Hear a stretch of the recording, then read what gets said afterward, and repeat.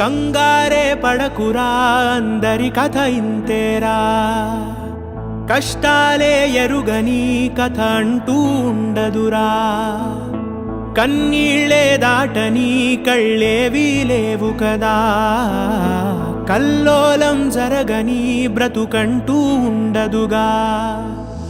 ఆ దైవం ఎప్పుడు ఆడే ఆటే ఇదిరా. ఏ పుస్తకము నేర్పించని పాఠం ఇదిరా. నీతో నువ్వు యుద్ధం చేస్తూ సాగాలిరా. నీకే ఇలా జరిగింది అంటూ నీలో నువ్వే మరి బాధపడకు. ఏ చెట్టు కంతటి గాలి ఉండును చూడరా.